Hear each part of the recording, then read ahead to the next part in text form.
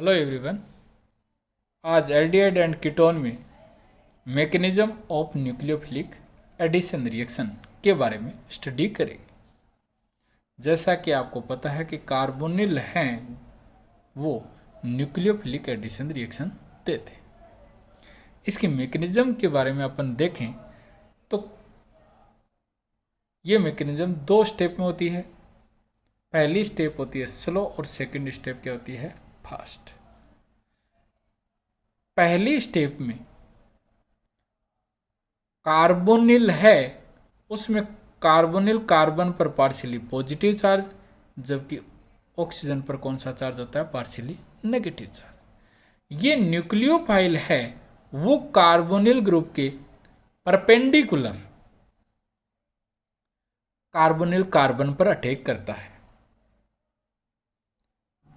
तो या तो न्यूक्लियोफाइल है अबव द प्लेन अटैक करेगा जैसे ये रहा, या डाउन द प्लेन अटैक करेगा जो कि ये रहा, और इसमें इंटरमीडिएट के रूप में एल्कोक्साइड बनता है या कहूं एक एनायन बनता है। ये कार्बन है वो एक किरेल कार्बन है। ये दोनों एक दूसरे के मिरर इमेज होते हैं। इस स्टेप से जो भी अपना इंटरमीडिएट प्राप्त होता है उसकी रिएक्शन अपन प्रोटॉन से करवाते हैं, तो O नेगेटिव के ऊपर प्रोटॉन ऐड हो जाता है और क्या बन जाता है, OH। इसको ध्यान से समझना।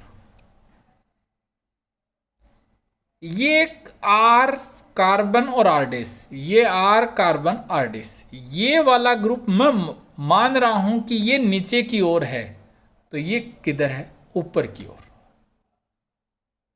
जैसे अपने दो हथेली हैं वो एक दूसरे के ऊपर, एक ऊपर है एक किधर है, नीचे। अब दूसरा, ये जो OH है वो नीचे की ओर है और ये जो OH है वो किधर है, ऊपर की ओर है। ये दोनों, इसका मतलब ये जो नीचे की ओर है और ये किधर है, ऊपर की ओर, तो ये दोनों एक दूसरे के क्या होंगी, पास पास होंगे। ये एक दूसरे के मिरर इमेज होंगी।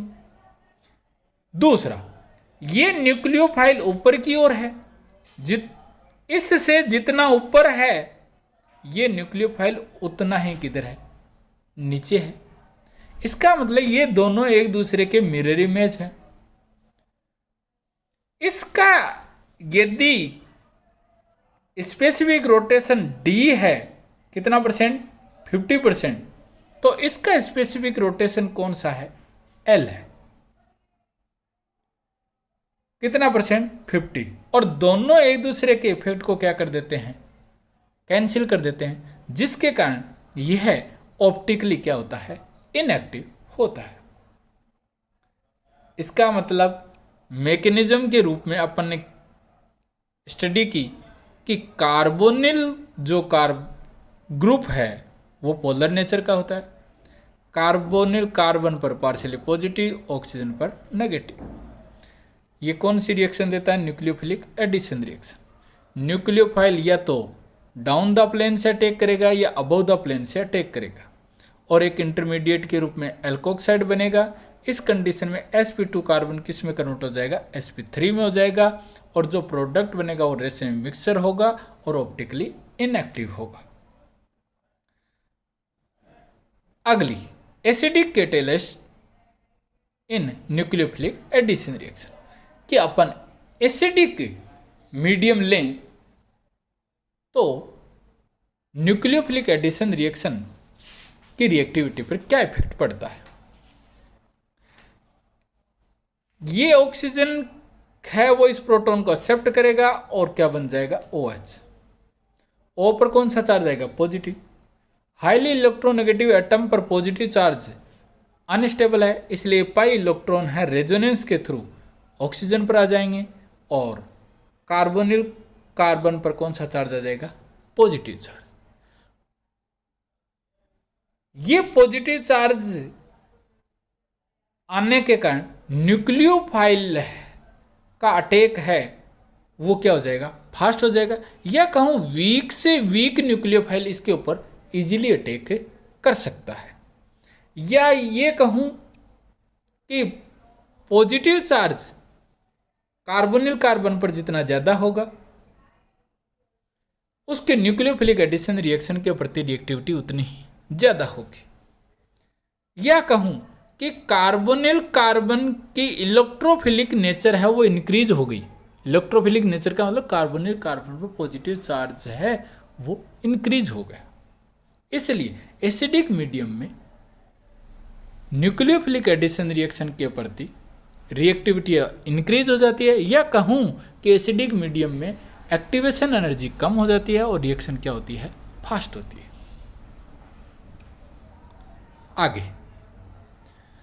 आगे है एडिशन ऑफ HCl।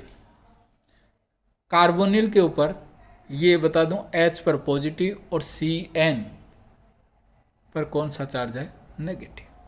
ये नेगेटिव कहाँ अटैक करेगा, कार्बोनिल कार्बन पर, क्योंकि इस कार्बोनिल कार्बन पर आपको बता दिया पार्शियली पॉजिटिव चार्ज है और इस O पर कौन सा है, पार्शियली नेगेटिव चार्ज। तो H है ये किसके ऊपर जुड़ जाएगा, ऑक्सीजन पर जुड़ जाएगा, जुड़ गया।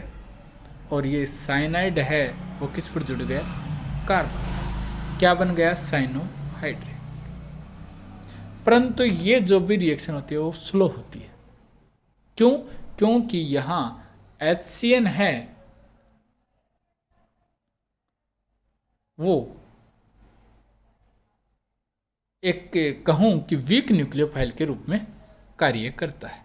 परंतु जब भी अपन बेस कैटेलाइज्ड रिएक्शन करवाएं या कहूँ बेसिक मीडियम में ये रिएक्शन करवाएं तो बेसिक मीडियम में ये जो HCN का H है वो बेस या कहूँ हाइड्रोक्साइड आयन के द्वारा पिकअप कर लिया जाता है। पिकअप कर लिए जाने के कारण इस कार्बन पर कौन सा चार्ज आ जाता है, नेगेटिव चार्ज आ जाता है, और जिसके कारण इसकी न्यूक्लियोफिलिसिटी है वो इंक्रीज हो जाती है। और ये जो साइनाइड है यहाँ कार्बोनिल कार्बन पर अटैक करता है और इस O पर कौन सा चार्ज आ जाता है, नेगेटिव चार्ज आता है, और फिर इस O नेगेटिव पर H जुड़ जाता है और क्या बन जाता है, साइनोहाइड्रेट। अब देखना, यदि एल्डिहाइड है, HCN है, साइनोहाइड्रेट बना, परंतु पहले लिख क्या दिया, एसिटल्डिहाइड साइनोहाइड्रेट। ये क्या है, एसीटोन है, तो अपन क्या लिख देंगे, एसीटोन साइनोहाइड्रेट।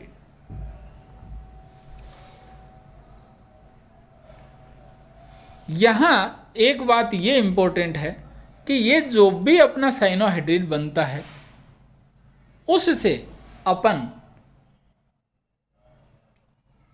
और भी प्रोडक्ट प्राप्त कर सकते हैं। अर्थात साइनाइड को जब भी हाइड्रोलाइसिस किया जाए तो क्या बनता है, एसिड। तो क्या प्राप्त हो गया अपन के साइनोहाइड्रीन से, क्या प्राप्त हो गया, अल्फा हाइड्रोक्सी एसिड। इसलिए ये एक ऐसी इंटरमीडिएट स्पीसीज है जिससे अनेक टाइप के प्रोडक्ट हैं वो प्राप्त किए जा सकते हैं। अगला है addition of sodium bisulphite. Sodium bisulphite है वो एक एम्बिडेंटेड लिगेंड है।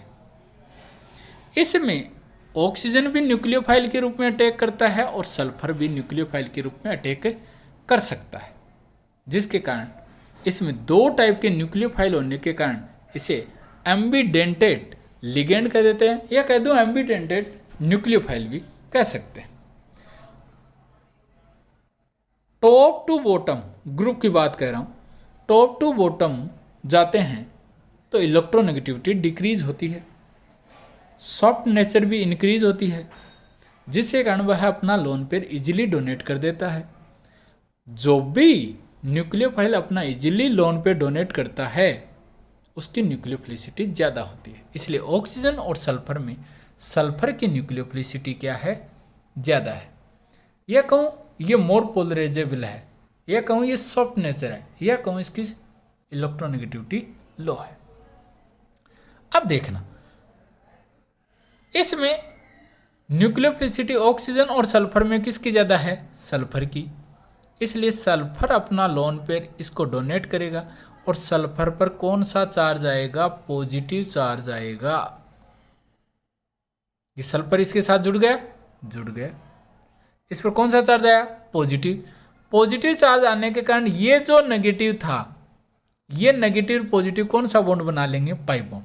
इसका मतलब सल्फर पर ऑक्सीजन है वो 2 पाई बॉन्ड के थ्रू जुड़ा हुआ, 1 और ये 2।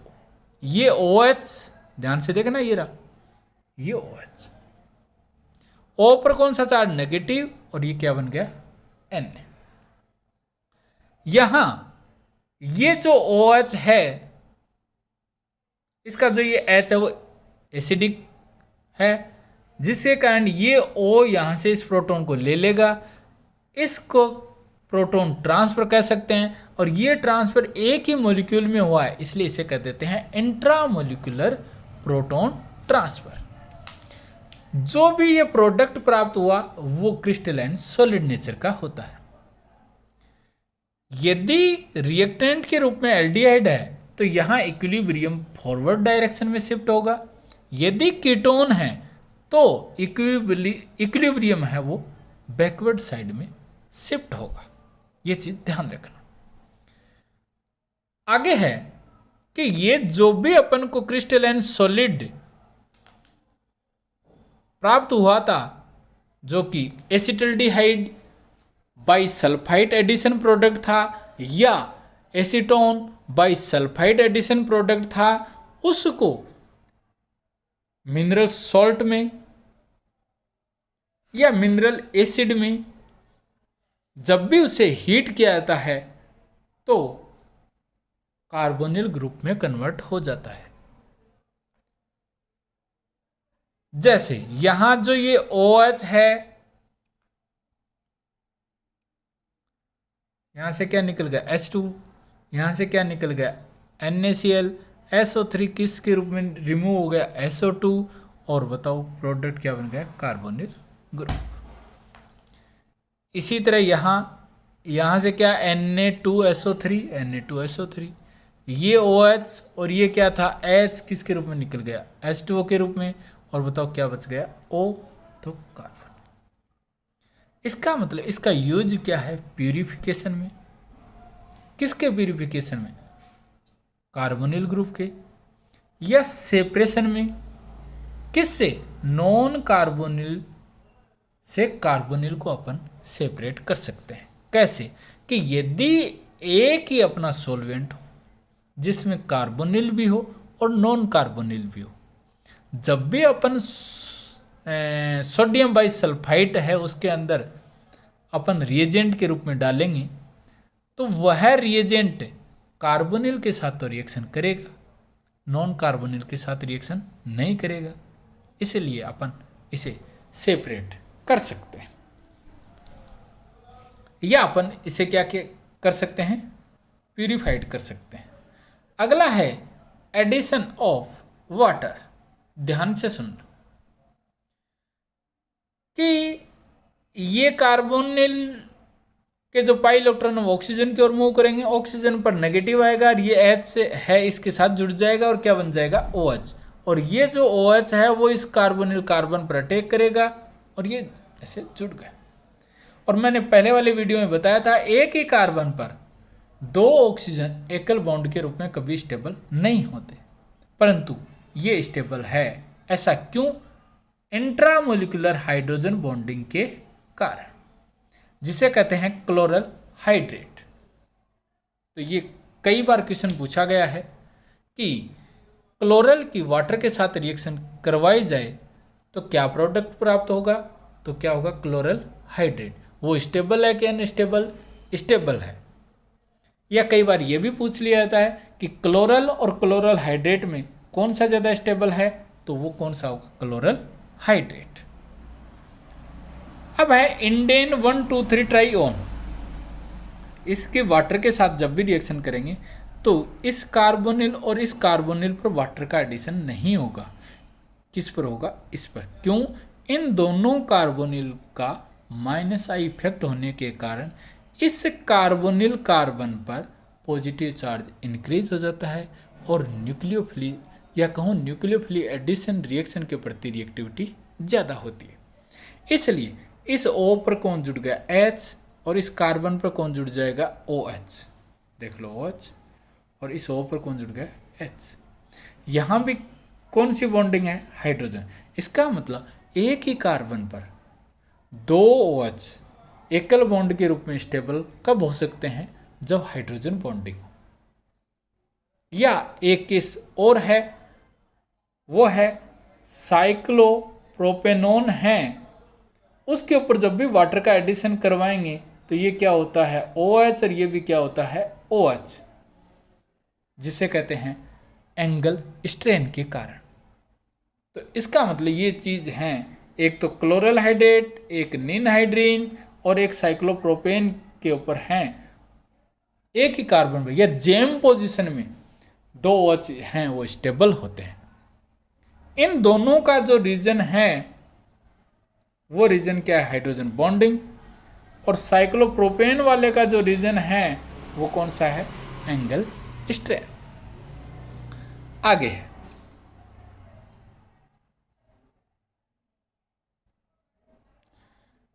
कि एल्डिहाइड पर एल्कोहल का एक मोल रिएक्शन करता है। देखो ये जो H है वो O पर जुड़ गया, ये जो OR था वो इस कार्बन पर जुड़ गया। एल्कोहल का एक मोल जुड़ा तो अपन ने क्या कह दिया हेमी।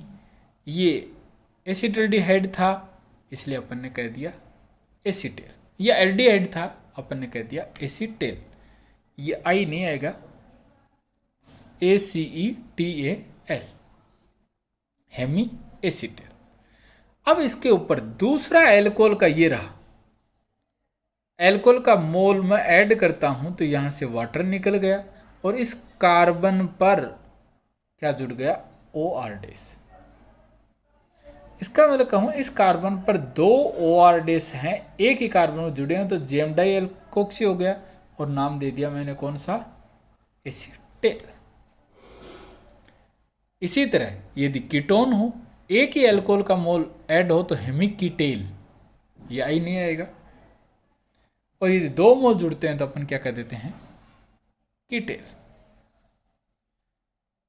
और ये चीज अपन ने पहले ही पढ़ चुके हैं कि इसको जब भी मिनरल एसिड या सॉल्ट के थ्रू अपन हाइड्रोलाइसिस करते हैं तो वापस से अपन को क्या प्राप्त हो जाता है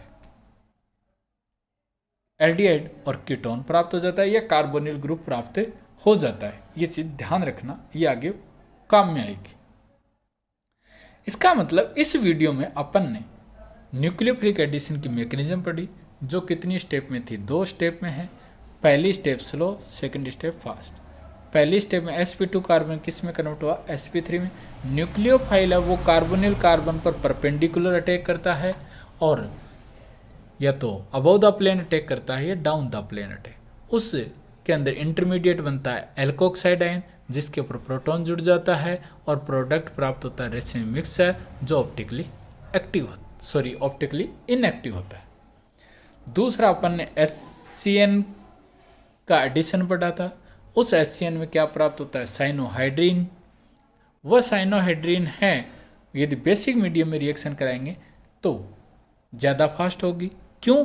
क्योंकि HCN का वो प्रोटॉन है वो बेस के द्वारा पिकअप कर लिया जाता है और एक न्यूक्लियोफाइल के रूप में साइनाइड आयन प्राप्त होता है जिसके कारण रिएक्शन फास्ट होती है।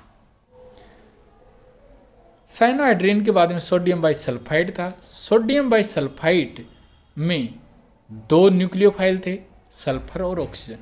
न्यूक्लियोफिलिसिटी है वो टॉप टू बॉटम जाने पर इंक्रीज होती है, या कहूँ जिसकी इलेक्ट्रोनेगेटिविटी कम होती है उसकी न्यूक्लियोफिलिसिटी ज़्यादा होती है। तो ऑक्सीजन और सल्फर में किसकी थी? सल्फर की थी।